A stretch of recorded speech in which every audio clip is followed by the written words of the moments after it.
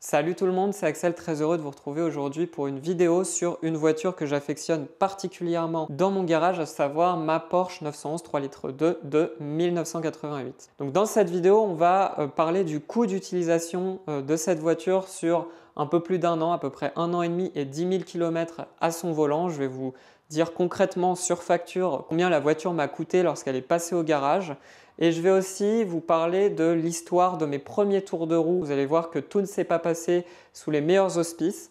Je pense que ça peut être une vidéo intéressante non seulement pour les passionnés d'automobile en général, mais aussi et surtout pour les gens qui projettent d'acheter une ancienne, peu importe laquelle, parce que je vais vous donner mes tips, mes conseils par rapport à mon expérience personnelle. Sachez avant de commencer que vous pouvez simplement écouter cette vidéo, même si j'illustrerai à certains moments mes propos par des photos ou des vidéos. C'est une vidéo que vous pouvez tout à fait écouter comme un podcast. Et enfin, pour finir avec cette introduction un peu trop longue, n'oubliez pas de vous abonner si vous êtes passionné d'automobile. D'une part, ça me soutient énormément, ça m'encourage à vous faire d'autres vidéos, mais surtout, j'ai un projet pour 2025 qui devrait vous plaire, que je ne vais pas tarder à vous annoncer sur la chaîne, qui mélange road trip et véhicule light. Donc si ce genre d'aventure vous intéresse, bien abonnez-vous, je pense que vous ne serez pas déçus du contenu qui arrive sur la chaîne. Donc commençons par la partie 1, l'achat de ma 911 3 litres 2. C'est une transaction qui était atypique, d'ailleurs j'en ai déjà parlé un petit peu sur la chaîne, puisque je ne l'ai pas acheté cette voiture, je l'ai échangée à l'époque contre mon Alpine A110S. Alors comment ça s'est passé? Tout simplement, moi j'étais en recherche depuis quelques mois déjà sur différents forums et au détour d'une conversation avec un propriétaire d'une 911 3 litres 2, celui-ci m'indique du coup qu'il est intéressé par la vente de sa 911 3 litres 2 pour repasser sur une moderne. Puis de fil en aiguille, on évoque l'idée peut-être d'échanger nos deux voitures, même si honnêtement au début c'était vraiment pas concret du tout, puisqu'il fallait que moi j'aille voir forcément la voiture et que lui voit aussi la mienne. Et en fait on n'habitait pas du tout dans les mêmes régions, puisque moi je suis basé en Haute-Savoie près d'Annecy et lui en Normandie. Sauf que, drôle de hasard, moi j'ai de la famille en Normandie puisque je suis originaire de là-bas et on allait remonter avec ma copine en Normandie à peu près 2 semaines après qu'on ait eu cette fameuse conversation avec ce propriétaire sur le forum. Et donc, qu'est-ce que je lui dis? Je lui demande si on peut passer éventuellement voir chez lui cette fameuse 911 3 litres 2 pour peut-être avancer dans le projet. Et puis si ça ne se fait pas, au moins on aura eu une conversation entre passionnés. Donc c'est ce qui se passe, on remonte en Normandie, on se rend chez cette personne et tout se passe bien, le courant passe super bien, je suis face à un passionné avec lequel on parle la même langue, c'est-à-dire que lui déjà il ouvre son garage qu'il avait fait construire spécialement pour ses voitures. Dedans, il y avait donc cette fameuse 911 3 litres 2, il y avait une 997 GT3 et une Caterham 485R. Donc que des voitures, moi, que j'affectionne énormément. Donc forcément, le courant est tout de suite bien passé. Mais mon regard s'est principalement posé sur la 911 3 litres 2. J'ai eu tout de suite un coup de cœur. Au niveau de l'esthétique, au niveau de l'historique et au niveau de la mécanique, en tout cas a priori, c'était vraiment cette voiture qu'il me fallait. Je vous mettrai quelques images. C'est une voiture vraiment, cette 911, donc qui est devenue la mienne ensuite, vous l'aurez compris, qui m'a vraiment tapé dans l'œil. C'est un bijou cette voiture, elle est dans un état esthétique en tout cas absolument magnifique. Vous me direz ce que vous en pensez en commentaire. Bref, on passe un super moment chez lui, il me fait essayer la 911, tout se passe bien, il me montre donc le carnet d'entretien, le dossier de facture comme ça, et là je me dis, je ne croyais pas forcément en allant chez lui, mais en repartant je me dis mais on n'a qu'une vie, pourquoi pas? Donc je me laisse quand même quelques jours de réflexion. Et un beau matin, après ne pas avoir dormi en réfléchissant à l'idée, je lui envoie un message et je lui dis allez, go, on fait la transaction. Moi, en fait, dans ma tête, je me disais que si je n'allais pas acheter cette voiture en particulier, je n'en trouverais pas une autre en aussi bel état. Vraiment, ma 911, du coup, qui est devenue la mienne ensuite, elle a un suivi absolument dingue. Depuis le tout début de sa mise en circulation, elle a un carnet d'entretien tamponné aux bonnes échéances depuis le tout début. J'ai même une clé USB pour vous dire, avec des fichiers dessus, des photos, des vidéos de ce qui a été fait mécaniquement. J'ai un fichier Word avec tous les propriétaires depuis le début et chaque propriétaire a rempli ce qu'il a fait sur la voiture en mettant les factures. Enfin, c'est une pépite au niveau de l'historique et en plus de ça, gros point positif pour moi en tout cas, c'est que la voiture avait eu une réfection moteur complète 2 ans plus tôt, 2 ans avant que je l'achète. Donc elle était en fait en parfait état mécanique, encore une fois, a priori. Donc on se rejoint ensuite au milieu de la France, on fait la transaction, on fait les papiers, lui repart avec mon Alpine, moi je repars avec la 911 3 litres 2. Je vous cache pas que ce jour-là j'étais quand même un peu fébrile parce que je me suis dit que en fait j'étais bien conscient que c'était moi qui prenais le plus de risques dans la transaction parce que je lui laissais une voiture avec 15 000 km moderne, sous garantie, et moi je repartais avec une voiture qui potentiellement pouvait avoir beaucoup de problèmes mécaniques, qui pouvaient me coûter très cher. On va justement en parler juste après. Donc on rentre chez nous, on décide de rentrer par les petites routes du Jura, on se fait d'ailleurs une petite nuit dans les forêts du Jura, c'était vraiment sympa. On rentre chez nous 2 jours après avoir roulé à peu près 1000 km avec la voiture, tout se passe super bien, je suis super content. Au final, mes inquiétudes, on va dire, disparaissent au fur et à mesure des kilomètres. Je pose la voiture donc dans mon garage en arrivant chez moi. Et le lendemain, je ne résiste pas à l'idée d'aller tester la bête dans les belles routes de montagne par chez nous. Et en sortant de mon garage, quelle ne fut pas ma surprise de découvrir beaucoup d'huile sous le moteur. Donc là, quand j'ai vu ça, j'ai été extrêmement inquiet parce que je me suis dit que peut-être finalement je n'aurais pas dû faire confiance à la personne qui m'avait échangé du coup cette 911 et que peut-être je m'étais un petit peu fait emmener dans le côté passion et que la raison n'avait peut-être pas été assez forte avec l'achat de cette voiture. Donc malgré tout, j'en parle un petit peu à différents propriétaires avec qui j'étais en contact depuis longtemps. Il y en a certains qui me disent que c'est pas très grave, toutes les anciennes 911 perdent un peu d'huile et qu'il ne faut pas s'inquiéter, il faut rouler avec. Il y en a même qui me disent que tant qu'elle perd de l'huile, c'est qu'il y en a dans le moteur, donc c'est rassurant finalement. Et d'autres qui ont bien fait de me dire attention, une goutte d'huile de temps en temps, pourquoi pas, plusieurs gouttes d'huile à chaque fois que tu t'arrêtes, là ça peut poser quand même question. Donc par acquis de conscience, je décide de la faire contrôler assez rapidement chez un garage que je découvre, un petit garage familial vraiment spécialisé dans les Porsche 911 classiques qui s'appelle Trinian Racing, que je recommande vraiment si vous êtes dans la région de la Savoie, Haute-Savoie. Ils sont super compétents, vous allez vite voir pourquoi. Donc je leur amène la voiture et là ils me disent qu'ils ne peuvent pas savoir d'où vient la fuite tant qu'ils n'ont pas fait une descente du moteur. Déjà quand il me dit ça, je me dis ok, enlever le moteur de la voiture, ça doit pas être une opération peu coûteuse.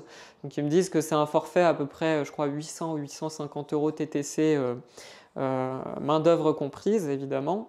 Donc je leur dis j'ai pas tellement le choix, je vais pas repartir avec la voiture qui fuit de l'huile, enfin je veux au moins savoir d'où ça vient et si c'est grave ou pas. Donc ils descendent le moteur et là, verdict, il y avait des choses à faire et à faire dans l'urgence parce que j'avais des axes de culbuteur qui avaient été très mal positionnés par le garage que je ne citerai pas, mais qui avait fait la réfection moteur 2 ans plus tôt. Ils avaient d'ailleurs pas mis de joint sur les axes de culbuteur, ce qui fait que l'huile passait. Et ce qui fait que les axes de culbuteur, alors moi j'y connais rien en mécanique, je vous répète juste ce qu'on m'a dit et ce qui est écrit sur les factures. Les axes de culbuteur commençaient à partir et si un axe de culbuteur part, si j'ai bien compris, le moteur part avec. Donc c'est une autre histoire puisque la réfection moteur, pour le coup, j'ai la facture. Il y en a eu pour plus de 20 000 €. Donc voilà, moi j'étais pas dans l'optique de remettre 20 000 € derrière, évidemment, surtout en me disant que j'étais parti sur une pépite au niveau mécanique. Donc il m'annonce la couleur, il y en a eu là pour être concret avec vous pour environ 4 500 € de réparation, donc en incluant d'autres petites choses. Donc il y a eu quand même une grosse révision de fait dessus parce que je leur ai dit quitte à ce que le moteur soit descendu, autant faire ce qui est à faire, comme ça je serai tranquille.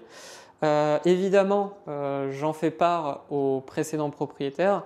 Je lui dis que là, il y a un petit souci quand même parce que j'ai pas envie de payer une réparation à 4 500 € sur la voiture tout en sachant que lui était tout à fait au courant que la voiture perdait de l'huile. Alors au début, il a essayé de nier un petit peu le truc en disant oui, il y avait peut-être une petite goutte d'huile de temps en temps.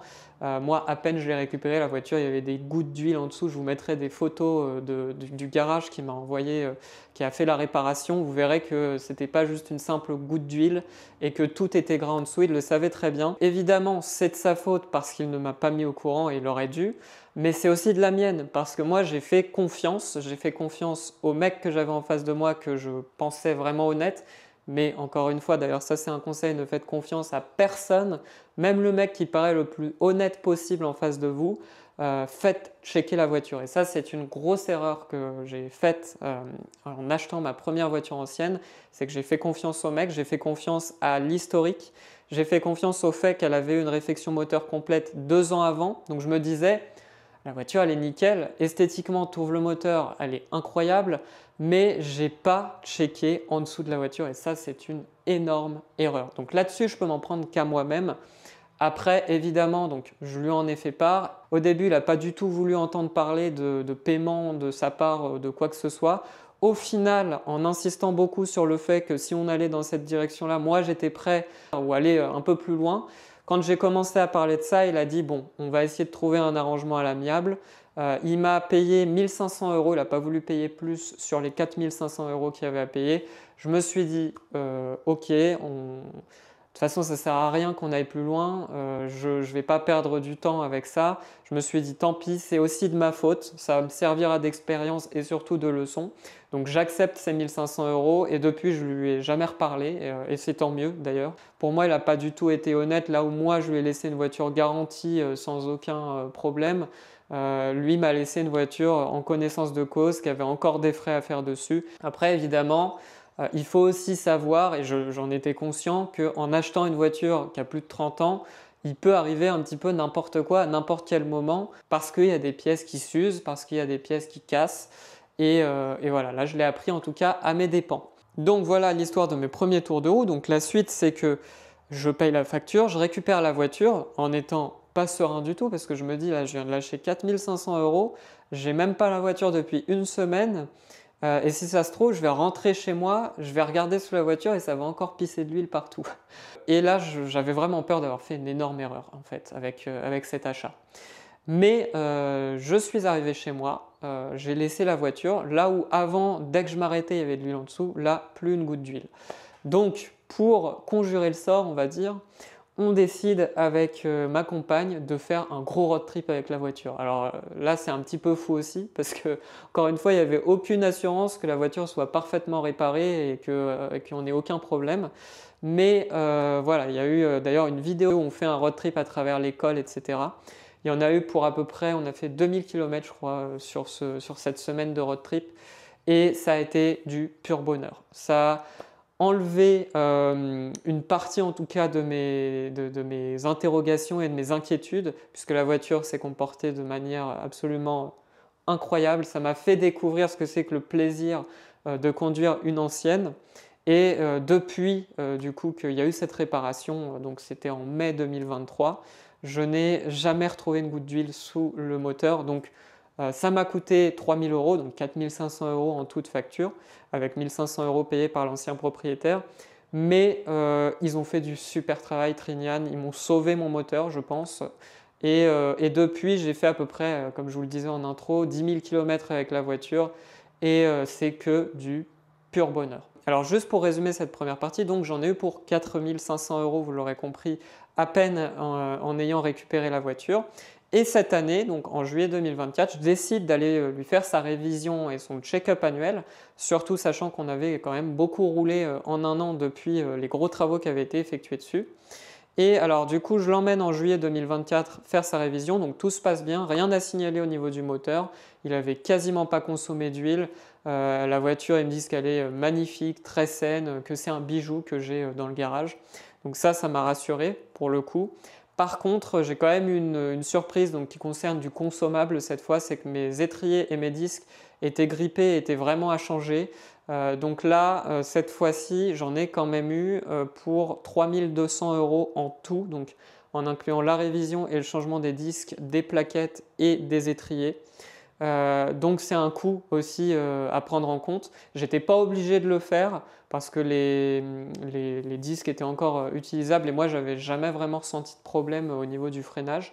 Mais voilà, vu que la voiture elle est en super état maintenant esthétique, j'avais envie de continuer en étant propriétaire de cette voiture à contribuer à son historique ultra limpide et à son état du coup mécanique et cosmétique quasiment parfait. Donc pour résumer en tout cas au niveau facture, elle est passée donc 2 fois au garage en un petit peu plus d'1 an de possession et 10 000 km. Il y en a eu, si on additionne les 2 factures, pour quasiment 8 000 € quand même de frais de remise en état et mécanique, ce qui est assez énorme. J'espère que je vais être tranquille parce que là en fait j'ai fait tout ce qui était à faire. Mais en fait ce que je veux vous dire aussi à travers cette vidéo, c'est que ma voiture, comme je l'ai dit plusieurs fois, elle est dans un état incroyable. Elle est suivie parfaitement depuis ses débuts, elle a un historique limpide, elle a même eu une réfection moteur complète, alors pour preuve qui n'a pas été faite exactement dans les règles de l'art, notamment donc au niveau des axes de culbuteur et des joints qui ont causé les fuites que j'ai eues au début. Mais depuis qu'elle a été remise donc, en état par des gens qui s'y connaissent vraiment, c'est une voiture qui est en super état normalement maintenant. Et alors moi, si je fais aussi tout ce qu'il y a à faire dessus, c'est parce que je roule avec mes voitures. J'ai envie, quand je prends ma 911 3 litres 2 et que je pars faire un road trip, j'ai envie d'être serein. J'ai envie de me dire, je vais pouvoir rentrer chez moi sans passer par la case dépannage. Donc c'est d'ailleurs pour ça que j'ai choisi une voiture bien suivie et que je fais moi derrière le suivi qu'il faut. Donc au niveau facture, je le répète, il y en a eu pour à peu près 8 000 €, ce qui est quand même assez énorme en un petit peu plus d'1 an. Il y a aussi les à côté, donc c'est-à-dire le coût de l'essence et de l'assurance notamment. Mais là pour le coup, on est sur des tarifs très raisonnables. Au niveau de l'assurance, je pense que je dois être à peu près à 70 € par mois, un truc comme ça. Et au niveau de l'essence, alors il y a un réservoir, si je ne me trompe pas, de 90 litres dans la voiture. Et je dois consommer à peu près du 9 litres au 100, donc j'y vais quasiment jamais. C'est assez fou. Par contre, quand j'y vais, évidemment, là, je le sens passer. Donc, on va dire que les coûts les plus importants là-dessus, c'est lorsqu'on passe au garage ou qu'on doit passer au garage parce qu'on a un truc à réparer ou quelque chose à changer. Donc voilà au niveau des coûts concrètement d'utilisation de cette voiture. Et en plus, il faut encore une fois noter que moi, la mienne est bien suivie. Donc j'en ai eu quand même pour 8 000 € en 1 an, alors qu'elle a eu une réfection moteur et un suivi exemplaire. Mais je ne dis pas ça pour vous dégoûter d'acheter une 911 3 litres 2 du tout. C'est simplement que si vous en trouvez une bien suivie, déjà pour moi, achetez-en une qui est bien suivie, sauf si vous faites une affaire de fou. Mais je dirais même, si vous faites une affaire de fou et qu'elle est mal suivie, faites attention parce que ça peut très vite monter. Je pense que la mienne, par exemple, il y a eu une réfection à 20 000 € dessus et encore, elle n'était pas parfaite la réfection moteur. C'est ça que je me dis. Je me mets aussi à la place de l'ancien propriétaire qui a eu à lâcher 20 000 € pour récupérer une voiture qui pissait de l'huile. Pour moi, c'est pas normal. Moi, j'aurais dit quelque chose si j'avais lâché 20 000 € dans une réparation et que la voiture, elle n'était pas nickel après. Donc voilà, mon gros conseil, c'est faites checker la voiture. Qu'elle ait un historique ultra limpide, qu'elle soit belle, que le mec soit sympa en face. Rien ne vaut une expertise avant d'acheter le véhicule. Et moi, si je devais le refaire, clairement, je regarderais l'historique, je regarderais l'état de la voiture d'un œil amateur comme moi, mais surtout, je la ferais checker par un expert. Et si le mec en face qui me la vend ne veut pas la faire checker, eh ben, je passe à autre chose. Que ce soit la plus belle voiture du monde ou j'en sais rien, ou la meilleure affaire, je la ferai checker. Enfin, moi, ça pour le coup, ça m'a servi de leçon. Et je pense qu'encore, j'ai eu de la chance parce que comme je vous le disais au niveau du premier passage au garage, si les axes de culbuteur s'étaient barrés du moteur, j'en serais pour des frais beaucoup plus importants alors que je n'avais même pas roulé avec la voiture. Donc voilà, moi après, au niveau de la conclusion de ce que je peux dire de tout ça, comme je l'ai dit un petit peu avant, c'est une transaction que j'ai faite au début, c'est une transaction que je regrettais. parce que ça me coûtait beaucoup trop cher.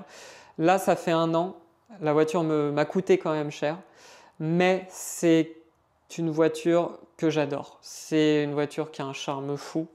La mienne, même si j'ai eu des petits déboires avec, c'est maintenant une voiture dans un état absolument incroyable. Pour moi, c'est vraiment une voiture de collection. En fait, c'est une œuvre d'art, ma voiture, qu'on peut utiliser. C'est pas comme un tableau qu'on met chez soi et puis c'est beau, mais bon, c'est pour le plaisir des yeux.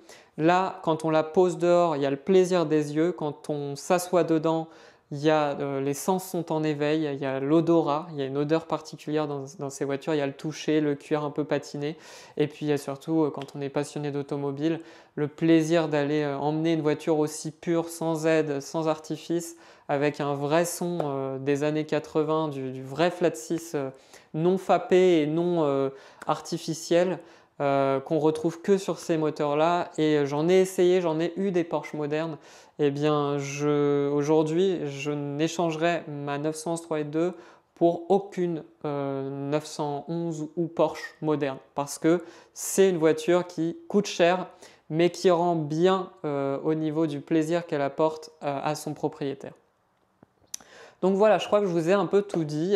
Donc cette vidéo, en fait, c'était plus un storytelling finalement. C'était pas vraiment un mec assis dans son garage qui vous sort les factures et qui vous les détaille. J'ai pas vraiment d'autres choses à vous détailler. Je vous ai donné les chiffres, je pense que c'est le plus important. Mais par contre, si vous avez des questions ou des détails que vous aimeriez en plus auxquels que j'ai pas évoqué dans ma vidéo, n'hésitez pas à me le dire en commentaire. Je me ferai un plaisir d'aller un petit peu plus dans le détail en vous répondant en commentaire. Je réponds à tout le monde. Donc n'hésitez pas. Si la vidéo vous a plu, le pouce bleu, c'est important, ça me soutient. L'abonnement encore plus. Et le commentaire, si vous avez apprécié, c'est encore mieux. Donc voilà, si vous faites les 3, c'est le top. Voilà, je vous remercie. Je vous dis à la prochaine et encore une fois, restez attentifs parce que je vais bientôt vous annoncer un gros projet pour 2025 qui devrait vous plaire. J'ai hâte de vous en parler. Sur ce, je vous dis à la prochaine. Salut!